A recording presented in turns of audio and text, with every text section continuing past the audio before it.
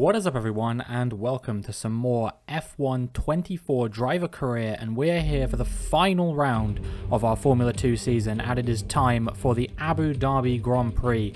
Now, for those of you unacquainted with this series so far, we have already wrapped up the Drivers and the Constructors Championship. We wrapped up the Constructors last time out in Monza, thanks to a great drive from our teammate Brad Benavides, who came home to win the feature race as we struggled home without any points. I'm hoping that we can have a bit of a better weekend this weekend, in no small part due to the fact that in the 3 months between this race and the previous one, we were approached by Ayao Komatsu, who basically said to me, the Haas drive is yours as long as we don't have a repeat of the Monza race. As long as you drive better than that, you're in the team.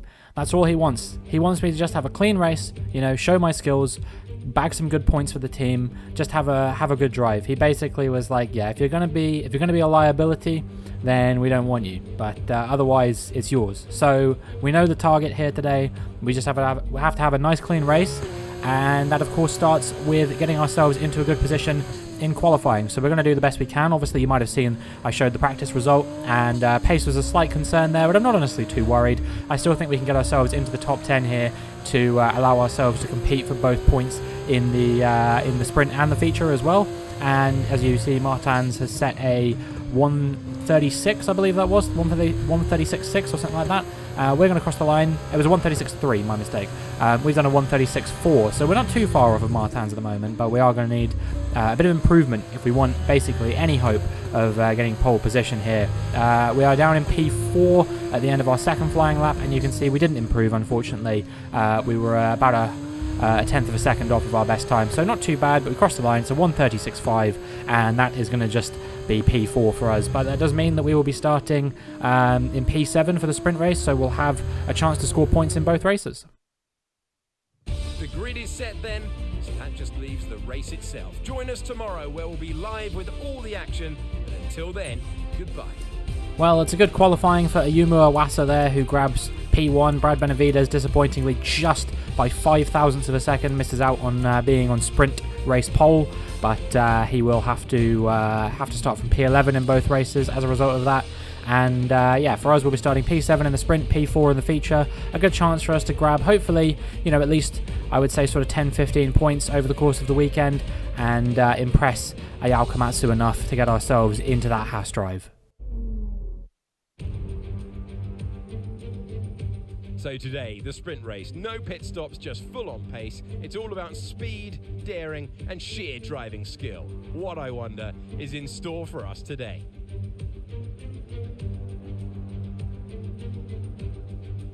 Yas Marina Circuit is a 3.2-mile racetrack built on the man-made Yas Island. In addition to the 16 corners, it features 2 very long straights. Now these will be the drivers' main overtaking chances today into Turn 5 and Turn 7. And we welcome you to the Formula 2 commentary box. I'm Alex Jakes. Alongside me for this one, Alex Brundle. It is a sprint race. It is race day. How much can you take from that one-lap pace into our multi-lap contest today? Try to leave reverse in the pit lane if you possibly can. You do not want to be going backwards from the front row of the grid. This is the moment where some drivers are able to snatch points they won't be able to later on. Okay, so I know we've already won the championship, it's amazing, but it's not time to switch off yet. We can relax in this race, but I want you to enjoy it. I also want a strong result. I don't even know if what Mark said there was English, to be frank with you. It just was like a word vomit. But either way, basically, I think the gist of what he was saying was effectively like, you know, go out there, don't worry too much about the result, but also, you know, don't just like throw points away for no reason. So that's kind of what we're going to be aiming to do here. I think, you know, if we can target not going backwards in this race, I think that's got to be the aim. If we don't go forwards too much, it's not the end of the world. We're still playing on 102 AI difficulty, so definitely nothing to turn your nose up at by any stretch of the imagination. And we're going to have a bit of a difficult time of things, I would imagine, trying to sort of maintain the pace with the cars around. But we'll see roughly where we are in relation to everyone else as the lights come on. And the lights go out, and we've gotten away well by the looks of things. It is myself and then Leclerc just ahead of me also getting away well. So unfortunately we weren't able to capitalise on that and get ourselves up a position. However, Dennis Hauger now is coming in for an attack on us. We're going to cut him off a little bit there, coming through turn 2, and there's just no way through on Charles Leclerc. Charles Leclerc? Arthur Leclerc. I do it every single time. I see Leclerc, I'm like, oh, of course it's Charles, but it's not. It's his brother, and we are now going to dive up the inside not only of the younger Leclerc, but also of the younger Miney, Kush Miney, who is the brother of Arjen Miney, of course, who was also a Formula 2 driver once upon a time. And we did manage to get the move done on Leclerc. We may not be able to get it done on Miney here on this occasion, so we're going to have to try and dummy him to the inside, see if we can go around the outside at the chicane. And we definitely are ahead of him now, but he is going to keep his foot firmly planted in here. He's going to have the outside line on the exit of the chicane, and somehow we don't make any contact, and Miney manages to keep the position. Absolutely, astounding driving from Miney. Very, very good stuff. But unfortunately we weren't able to capitalise on the good form that we were showing at the start of the race, and all we've really done is created a gap in front of Miney for him to pull away from us a little bit and maybe leave us vulnerable to Leclerc and Hauger when the DRS gets enabled. Of course, I want to get the best result I can here. We've already made up one position. However, I think it will be difficult for us to make forward progress in this race. One thing I observed during practice and qualifying was that I think the car I'm running has a lot more downforce, a lot less straight line speed than the cars on the grid, the rest of the cars on the grid. I think they've opted to be quite fast in a straight line, have quite a lot of fast down those two straights, or quite a lot of speed down those two straights. But unfortunately, I have opted to be quite fast through the corners. So you'll see when we go through like turns 1 and 2, for example, and when we go through the entirety of sector 3, I will gain on the cars around me quite a lot. But pretty much every other time in the lap, this sort of mini straight before the hairpin, and then the two straights that are broken up by a chicane here, I am going to be pretty slow compared to everyone else. And especially so when I accidentally, my finger slipped off my controller there. So I did a little bit of a lift, and that has allowed Arthur Leclerc to get in attacking range of me. He's going to try and go for a move around the outside, and not only that, but we're also going to fall out of the DRS range to the cars in front. No DRS just yet, of course, but on the next lap it will be enabled. And on the face of things, it doesn't look like I'm going to be in that DRS range to Kush Miney and Johan de Ruvela and the top 5 in this race. So yeah, we're going to need to try and push hard to catch up to the rest of them. Otherwise, we're going to be finding ourselves in a position where P6 is the absolute maximum we can get in this race. Make our way onto lap number 3 now, and you can see that the pecking order has remained largely the same here, and it will be Arthur Leclerc going for another move on me round the outside.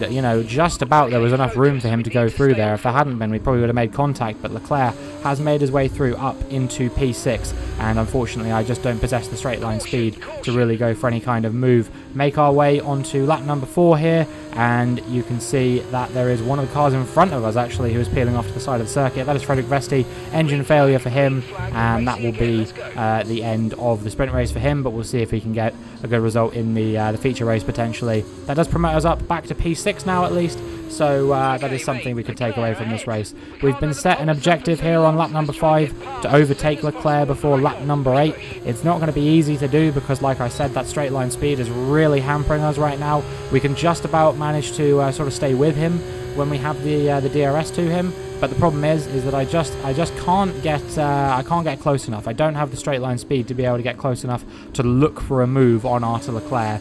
And so we are just going to have to bide our time and hope some sort of opportunity presents itself. But as we make our way onto lap 7, it's becoming apparent that might not be the case. You can see once again the gap is roughly the same as it was last time we had a look at the situation, and by the time we get to the chicane, we're just going to be a few tenths behind him still. It doesn't seem to make a difference, but he's had a spin there, and that is going to allow us to pass the objective. But I get a sinking feeling that this is going to bring out something I really don't want to see, and there it is, a red flag. How is this going to affect our strategy for the rest of the weekend? We'll have to wait and see. But it will be a red flag, which potentially could allow us to get back in the fight with some of the cars in front in the sprint race. But it's the feature race I'm particularly worried about.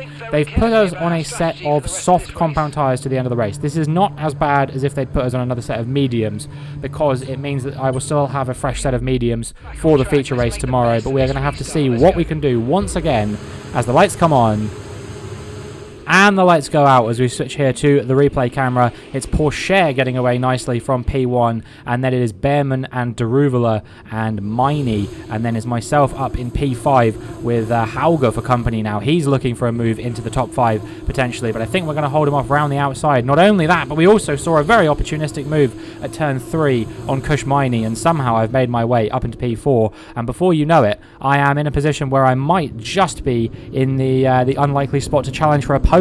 I would not have expected this whatsoever with the situation we were in before the red flag. Before the red flag, it was looking like P5, P6 was going to be sort of the absolute maximum I was taking away from this weekend, and now we're in a position where we might be able to get ourselves onto the podium, or even further, who knows. Obviously that straight line speed, you can see just how dramatic that is if you compare the gap between Daruvula to myself to the gap between myself and Kush Miney. It was night and day really. But as we make our way now onto lap 11 of 12, you can see that Pourchaire and Behrman are battling it out like mad to get the lead of this race right now. They're both not giving each other an inch, and all that's doing is holding themselves up and holding up Daruvula, who I am now going to go for a move down the inside, and we're going to be wheel to wheel through the next sequence of corners. So the Pourchaire-Behrman battle has created a battle between myself and Daruvula, which eventually Jahan Daruvula is going to lose out on. So we have one more lap to try and hold on to this podium position, and if we can do that, then we will have gone from P7 on the grid to P3, or maybe even better at the flag. I'm not writing off anything just yet. These two have been wheel to wheel a lot of this race, Pourchaire and Behrman. Could there be tensions boiling over a little bit on this final lap? Could there potentially be some sort of incident? Well, we will speed through the early part of the lap. Behrman, of course, will have that DRS to Pourchaire. I'll have the DRS to Behrman. I think we're just about going to stay in range of them into the next DRS zone. So, I just don't know if the gap is small enough for me to even think about going for this. We could go for a move a bit like the one we went for on Daruvula on the previous lap, but that also requires us to be close enough to go for it. And at the moment, the gap in front is still a few tenths of a second. Behrman getting held up a little bit by Pourchaire there, but unfortunately, the tyres are already kind of past their best. We've only been on them for, 4 laps, something like that? But, they're already not really providing me the grip that they once were.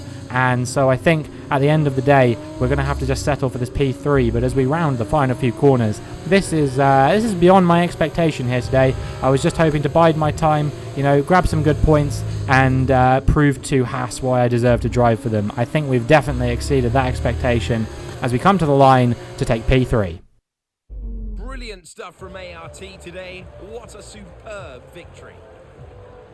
Well, that's one of the biggest strategic gambles you can make in a Formula 2 race. The late race pit stop really working out in the sprint.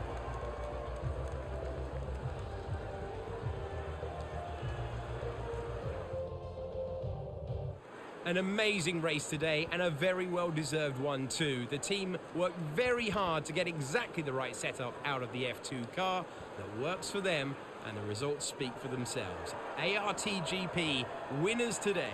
Well, it is Théo Pourchaire taking the top spot here in Formula 2. Oliver Behrman will come home in second place, and it will be myself completing the podium. 2 Brits on the podium here today in Abu Dhabi. Very nice to see. And, starting P4 tomorrow, there is every chance in the world we could actually finish this off with a double podium finish. So I think that now has got to be the target. Well, what a championship it has been. Young talent shining through once again. I've been Alex Jakes. My thanks to Alex Brundle and the whole team. We'll see you next year when Formula 2 returns. Brad Benavides managed to make his way up 1 spot from P11 on the grid to P10 at the flag. I don't know what happened to Leclerc there, but he ended up in P12, so a bit of a disappointing race for him. Meanwhile, Fittipaldi had another one of those phantom DNFs where I didn't actually see anything about it whatsoever, but apparently he did not finish the race. I don't know why or how. Will have been disappointing for him. Pretty much night and day to the last sprint race that he did, of course, because he won in Monza in the sprint. It was a bit of a shock result, but still a good performance from the Brazilian driver. And that is the story of the sprint race there. I'm very, very happy with that one. Like I said, I think that as long as we don't absolutely beef it next race or anything like that, I think that's basically my Formula 1 contract signed, sealed, delivered. How can you say that I didn't deliver exactly what they were hoping for there? I kept things clean. I was very decisive on the brake pedal at times as well. I saw where there were appropriate gaps to try and feed myself into, and more than anything, I just never gave up, you know. It would have been very easy for me to just be like, okay, well, you know, we've wrapped up the championship. There's no point trying to push harder than I absolutely need to. I know that Oscar Piastri in 2021, when he won this championship, he kind of had the opposite view. I remember that was kind of one of those things that Piastri did. That's like the only time I've ever looked at him and been like, dude, really? Which was in Formula 2 after he'd wrapped up the championship here in Abu Dhabi. He just kind of started like throwing the car into every corner, basically. It was really kind of embarrassing more than anything else, I think, for Oscar Piastri. You know, he was just like being super aggressive, you know, just kind of going for Hail Mary overtakes that, you know, sometimes worked out, sometimes didn't, and eventually he got into a crash with somebody, had to retire the car, and you know, he was just not really delivering the kind of performance I would have expected from him. I was wondering if he was still like drunk from celebrating the championship win or something, because it was such a strange situation. But you know, it hasn't stopped him from having a fairly good career in Formula 1 so far. You know, he's had a very good breakout season here in 2023, and we will see whether he can continue that form next season in 2024. But for us, it's going to be a case of trying to just wrap up this one last race that we've got to prove to Haas that we deserve to be driving for their team next season. They've decided it's time for Kevin Magnussen to bid farewell to Formula 1, and I'm hoping that we will be the driver to fill that spot.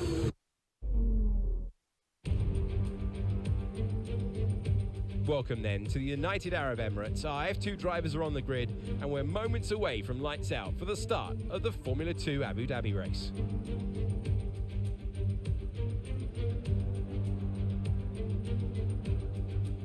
The Yas Marina circuit offers 16 corners and a lap distance of around 3.2 miles. There are a few opportunities to pass, with long straights and DRS zones in 2 places, turns 5 and 7. Plenty of close racing then, plenty of speed, and plenty of excitement for the fans, no doubt. Let's look at the grid order for today's race while the cars make their final preparations. A fantastic effort from Ayumu Owasa yesterday puts him on pole position, with Victor Martins alongside. Looking down the rest of the grid, we have Hauger, Robinson, Arthur Leclerc, Miney, Pourchaire, Deruvala, Vesti, Ollie Behrman, Benavides, Doohan, Clermont Novelak, Enzo Fittipaldi, Stanek, Maloney, Boschon, Juan Manuel Correa, Cordial, Crawford, Vachon, and Isaac Hadjar completes the grid. And now it's time to head down to the track. It all comes down to this. I'm Alex Jakes, Alex Brundle is alongside me, and for the final time this season, we're about to go racing. Alex, you're looking to sign off in some style. So are the drivers and teams. It's a really important race for everyone here, despite the fact it's the end of the year. They know that everything they do in this event is going to echo for months through the end of the season. Right, I know you're hot in the cockpit, but your tyres are going to be even hotter. You're going to have to work extra hard today to keep them cool. Well, I am glad that signing off in style included not saying that commentary line about changeable weather conditions. Here you go. Here is why I was worried.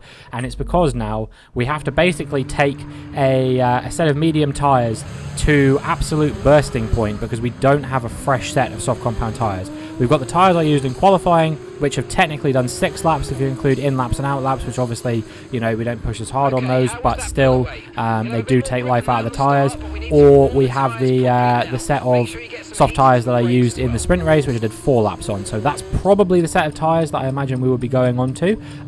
The softs can do up to 10 laps here apparently, so they're going to be very worn by the end of the race. We're doing 12 laps on the mediums and then 5 laps on the softs. So it is not going to be straightforward by any stretch of the imagination, but I do still think that we will have the opportunity to hopefully deliver a good race result here, as well as the lights come on and the lights go out. I was a bit flustered over my words then, Jesus. But yeah, we've had a good getaway nonetheless. Fortunately, my driving was not as flustered as my commentary as we go up the inside of Dennis Hauger, and we are going to get ourselves up into P3 off the start here, and hopefully now we can just hold on to at least this position, if not a little bit better. It is Ayumu Iwasa, Victor Martins, two drivers who I've been battling with tooth and nail in some of these races over the course of the season. They're currently sat ahead of me. Will I be able to put myself in a position where I can get ahead of both of them and show them both why I'm the champion and they had to settle for the lower positions in the championship? I'm sure one day we will see both of these drivers in Formula 1.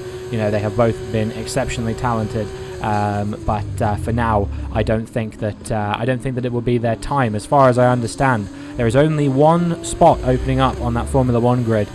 You know, things can obviously change, contracts can be broken, and all that kind of thing. But yeah, Kevin Magnussen has been released from Haas at the end of the season. So shortly after this race, we will be going over to watch his final race in Formula 1.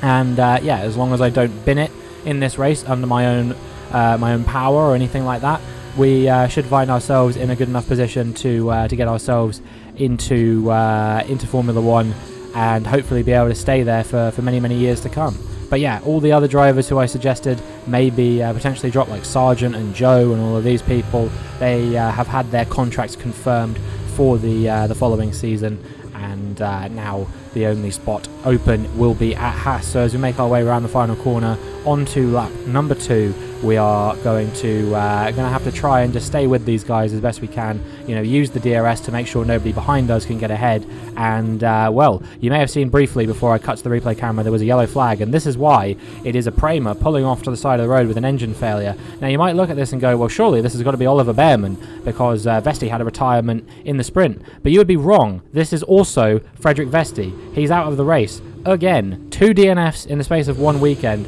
but it's not the only DNF we'll be getting in this race, because just one lap later, Jack Doohan in the Invicta Virtuosi car is going to be pulling off to the side of the road. He is out of the race as well. 2 DNFs in the space of 2 laps there, and now as we make our way onto lap number 5, you can see that not much has really changed in this race, apart from the fact that we have fallen out of that DRS range of Iwasa and Martins. Martins was just pushing really hard. You know, he was challenging Iwasa quite a lot for the lead of the race, and as a result of that, Dennis Hauger is now looking back for a spot on the podium if he can, and he's actually managed to make his way through into P3. So Dennis Hauger kicks me off of the podium, and well, we will have to fight super hard now to get ourselves back onto that podium, because Dennis Hauger is showing some serious pace in this race. I wouldn't be surprised if he closes that DRS gap, especially with Iwasa and Martins battling as much as they have been. I think that this will not be an easy situation to find ourselves. It is not going to be a straightforward situation to navigate by any stretch of the imagination. We are going to have to push really hard, but the tyres, the performance is already not there, and we've got, you know, 6 more laps to do on these tyres, such as the nature of the strategy that we're on. But we don't have a choice, because we use that second set of soft compound tyres in the sprint. That is what's going on here. However, you know, it's the same situation for everybody. Everybody's doing the same sort of tyre strategy and that kind of thing. It's just a case of the AI nowhere near as affected by tyre wear and things like that as the player is. But we do have an objective here, and whilst my race engineer did say Hauger ahead, the objective is actually to overtake Victor Martins, which, as I'm sure you're not surprised to learn, I didn't do. He was 2 positions ahead of us when the objective was set.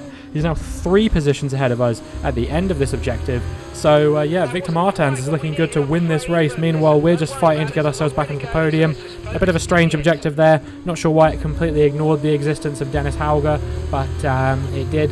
So we're just going to have to keep pushing on, try and get ourselves back into that P3 position if we possibly can. And you know, as much as I like Dennis Hauger, I really do want to beat him here to see if we can get a double podium in Abu Dhabi. However, we've braked very late going into this corner here, and as a result of that, you know, I had to lift off the brake pedal and not turn too much either, and that has now allowed Arthur Leclerc, Ayumu Iwasa's teammate, to get involved in the fight for P4 potentially. Meanwhile, we've fallen out of that DRS range, so while we have the DRS now, we are not going to have it down the next straight unless Arthur Leclerc is going to go for the move, which he actually does manage to make.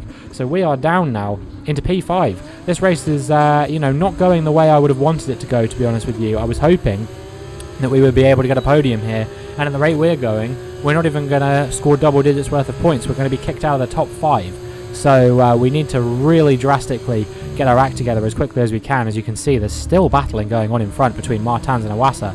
Nothing separating these two here today in Abu Dhabi. They're definitely the two best drivers in this feature race so far, but I still think that a podium could be potentially on for us, and that starts right now as we go up the inside of Arthur Leclerc. I spotted a little bit of a gap. We went for it. Fortunately, we didn't get any damage from that. It was a bit of a Hail Mary, and maybe not the kind of move that I should be going for, given that I was just slagging off Oscar Piastri for doing the exact same thing in his final race in Formula 2. But, you know, I really just wanted to prove that I was made of some stronger stuff than just letting everybody walk all over me. You know, so we went for a very aggressive move. Seems like maybe, you know, Haas replacing one Kevin Magnussen with another as we make our way onto lap number 10. And, you know, the race is just falling away thick and fast. Every single lap passing by, we are staying nicely with the cars in front. We are going to have that DRS to Dennis Hauger in front. But we've now been set an objective to set an average lap time of a 1:41.7 over the next few laps. That objective will likely be postponed because we are going to be coming into the pit lane at the end of this lap. So I don't think we have to worry too much about whether we meet that objective or not. But one thing is for certain, you know, this pit stop is going to be absolutely crucial. Martins has stayed out, so a real opportunity to undercut him potentially and get ourselves back onto the podium. The problem is that this is one of the only times, if not the only time this season, that I've come into the pit lane at the same time as everyone else. It is a very crowded pit lane. You know, there are lots and lots of cars coming in on lap number 12 as we move on to lap number 13. So is there a chance I could get held up quite a lot as the PHM mechanics do their best to get the soft tyres on as quickly as they possibly can? 4.0 second stop, but it's a hold. We're being held in the pit lane. Let me go. Let me out. Okay, we've made it finally, but we have definitely lost a lot of positions off the back of that. As you know, Maloney has got ahead of us. I think Pourchaire was behind us before. Oh no, he was ahead, wasn't he? No, wait, no, he wasn't. I'm thinking of the sprint race. So Pourchaire has got ahead of us as well. Maloney has. There's definitely more cars in front as well. I think Behrman is another one who's managed to make a move ahead of us, and I think Kushmaini as well actually has made his way in front. So now we're going to see the true impact of that hold in the pit stop phase, because there are the cars that didn't box on the previous lap coming into the pit lane and coming out of the pit lane now, and you can see that a few of them are going to be ahead of us as well. So Martins has stayed ahead, Leclerc has got himself ahead as well, and Clement Novalak has also made an overtake on us thanks to our long hold in the pit stop. So we've gone from being, you know, in podium contention potentially to barely being in the points. I can't believe this, quite frankly. But, you know, this is not my fault by any stretch of the imagination, so I don't think the Haas are going to look upon this too unfavourably. I just think that it is a bit of a shame that it's happened the way it has. We'll see if we can get ourselves back into some stronger points-paying positions. We are right on the tail of Clement Novalak, and we are going to go up the inside of the French driver into lap number 15. And yeah, we are now in P9. We have just 3 more laps to try and make up as many positions as we can.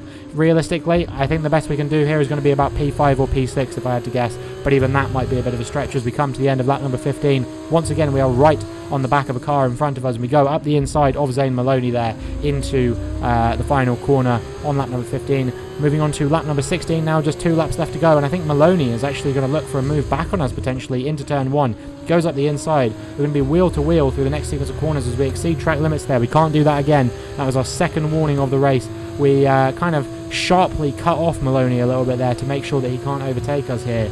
But, you know, this is coming to the end of the race now. We do not really have much of an opportunity to get ahead of Leclerc now, especially given that we're not going to have the DRS on this lap. Fortunately, Maloney had a bit of an incident at that corner, and that meant that he kind of fell out of range of us and also held up some of the cars behind as well. So Deruvala has now made his way into P9. But you can see we're just not in that DRS range right now. We're not going to have the DRS again here.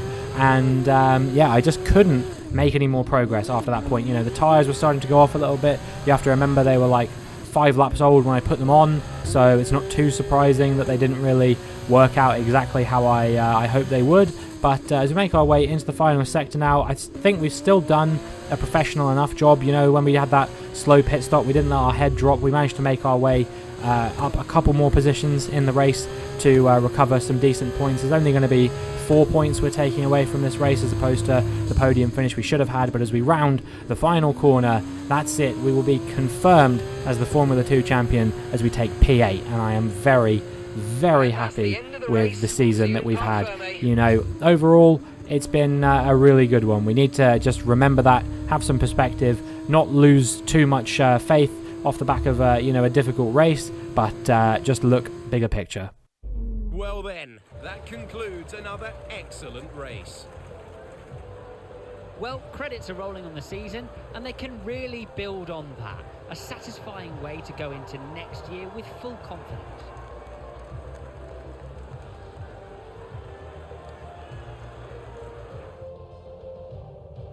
And look at that, they're making their way out onto the podium now. Great race from the MP Motorsport team, and I'm very happy to see them up there on the top step of the podium. Well, fantastic performance from Dennis Hauger to get himself into a position to win today.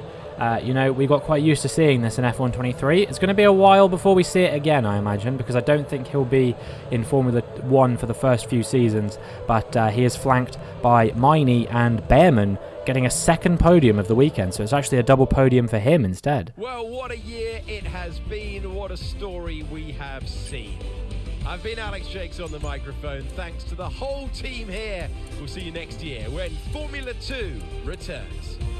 So there we go, we got our pair of points finishes, and now all we have to do is wait for the contract to be posted to us for us to sign at our nearest convenience. But yeah, very, very happy with pretty much the whole season. Obviously there were a few ups and downs. We had that difficult weekend in Hungary in particular is one that comes to mind, where we really didn't have the pace to contend with anyone in that one. Azerbaijan as well was a tricky one. Again, we just didn't really have enough pace to sort of fight our way into the points in that one. And then obviously there was that horrendous weekend in Monza as well, where between the red flags being called and my crap driving, we were driving around with basically half a car for the entirety of the sprint race, and then we got screwed over on strategy in the feature race as well. But other than that, I'd say pretty much every weekend has been one that I can be proud of. You know, we bagged points in our opening feature race in Bahrain. We then followed that up getting a win in Saudi Arabia. We got another win in the sprint race in Australia. We got the double in Imola, and we also did a double in Silverstone in Belgium and in Zandvoort. So very, very happy with all of those races. Austria, we bagged some decent points as well. Overall, I think just it's been a good season for us. I think we've showcased a lot of different talents. We've showed that we're capable of we're pacey. We can win races when required, and we can make overtakes decisively. We're very good at setting up overtakes and then only going for them when the moment is right. Yes, I have gone for a few opportunistic moves here and there, but that's most about learning the limits of the car, and that's something that you saw less and less, those opportunistic overtakes. This is a fun time to commentate that, because that was exactly what I was saying I don't do anymore, that we just watched in the highlight reel. But yeah, and I've also showed other sort of good values as well. We give good feedback to the team. We've gained a lot in experience through doing the practice programs. We're good at saving fuel and saving the tyres when we need to, and that was something that I showed to good effect in a few of the races this season when I needed to. We are able to set out to complete the objectives that the team set for us, so that's good as well. I think we probably passed more objectives than we didn't. Just lots of stuff that happened over the course of the season that I'm immensely happy with, and I think I'll be a good teammate as well. I was somebody who was very quick to hype up Brad Benavides when he was doing well, and that wasn't all the time. He ended up obviously getting that feature race win, which is not something that everybody managed to do this season, so the plaudits definitely deserve to go his way for that one. And maybe his given that he is one of the lowest rated drivers in F1 24 as a game, I'm pretty sure it's only like Nissani, who obviously wasn't on the grid, Boschung, and Cordial. They were the only other drivers who were on the same rating as Brad Benavidez.